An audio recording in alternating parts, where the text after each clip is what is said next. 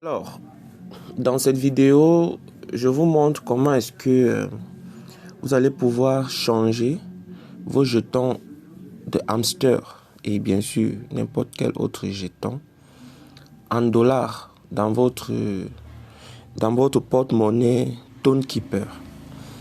Et ce qu'il faut savoir, c'est que pour avoir cet argent en francs CFA, nous avons deux principales étapes.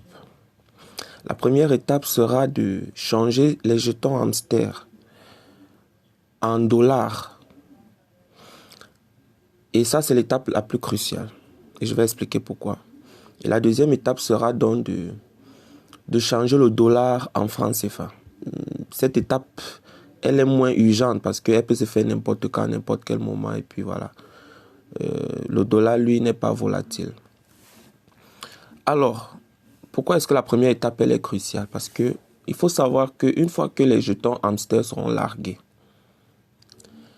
et que le listing sera fait sur les marchés boursiers. Il faut comprendre comment le listing fonctionne sur un marché boursier. Chaque crypto qui est listé sur un marché boursier va subir le pump de listing.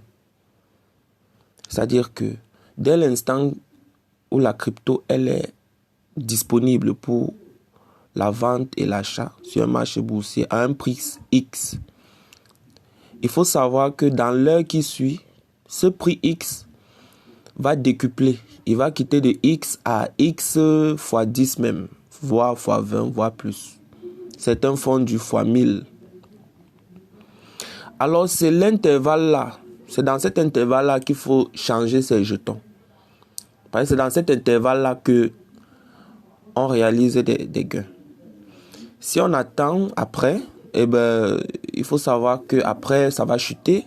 Ça va quitter du prix X fois 1000, ce prix que ça atteint, pour chuter à X divisé par 10, pourquoi pas, ou 20 parfois, voire, ou divisé par 100, pour dire que ce sera encore plus bas que le prix initial. Et à ce moment, on n'a pas d'autre choix que d'attendre. Parce que si vous vendez à ce moment, vous réalisez des pertes. C'est vrai, c'est un airdrop, ça veut dire que c'est de l'argent gratuit qu'on nous a déposé. Bon, logiquement, on n'a pas de pression à vendre quel que soit le prix. On peut vendre, même si on tire de là $10, $20, c'est pas grave, on n'a rien perdu, c'est vrai. Mais est-ce que c'était ça l'objectif lorsqu'on a saisi cette opportunité? L'objectif, c'était de se faire le maximum d'argent. Donc, l'idée donc sera à ce moment d'attendre. On va attendre 6 mois, peut-être moins de 6 mois, si on a de la chance. Ou plus de 6 mois, 1 an. Le temps que la valeur reparte encore à X fois 100 ou X fois 1000. Et ce qui est sur la valeur va repartir à X fois 1000 et dépasser même. Mais ce sera seulement en fonction du temps. Donc voilà. Donc dans cette vidéo, je vous montre comment le jour du listing, le 26, il faudra, une fois qu'on a nos jetons hamster, il faudra rapidement changer en dollars sur ToneKeeper. Et une fois que le dollar est déposé sur notre ToneKeeper, on a moins de pression parce que le dollar, lui, n'est pas volatile. Et donc, on pourra changer ça en francs CFA, toujours sur les marchés boursiers. Et là, je serai encore disponible pour vous aider. Il n'y a pas de souci pour ça. Alors, nous voici dans ToneKeeper. J'ouvre ToneKeeper.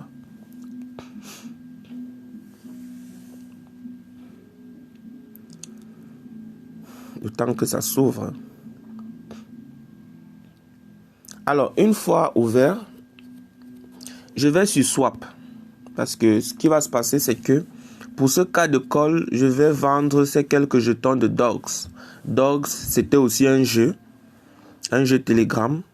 Et puis voilà, ils ont fait leur airdrop comme Hamster Combat va faire son airdrop, comme tous les autres vont faire leur airdrop. Et là, j'ai quelques jetons de Dogs qui sont encore dans mon wallet.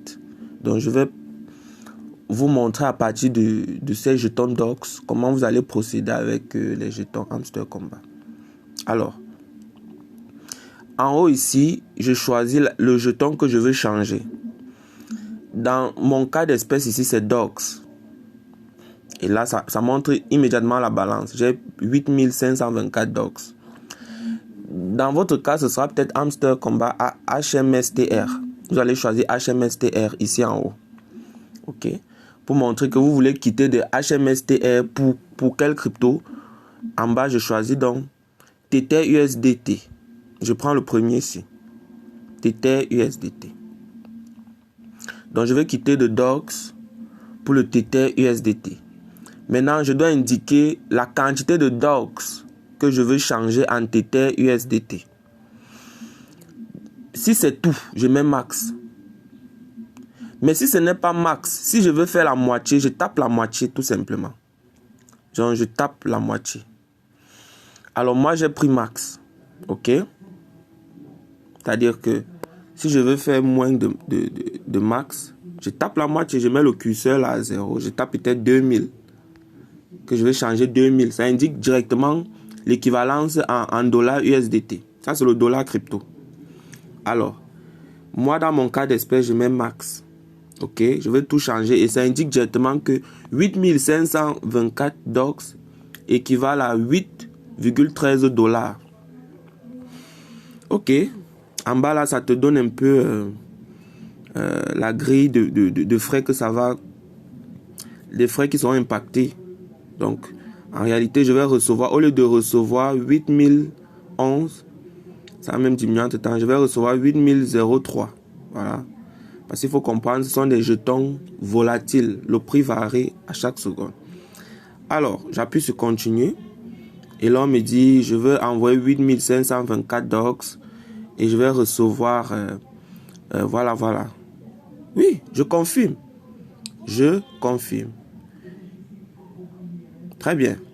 Et là, j'appuie, on me dit que ça va couper 0,14 tonnes. J'accepte. 0,14 tonnes, j'accepte. Et puis, je confirme. Et là, je vais mettre mon code PIN. Et je vais arrêter la vidéo au niveau du code PIN pour que ça reste privé. Mais une fois que j'ai mis le code PIN, tout est fait. Je vais recevoir après mon jeton, je vais recevoir mes pièces de USDT, dollar crypto. Et c'est bon, j'ai fait le travail. Donc voilà un peu.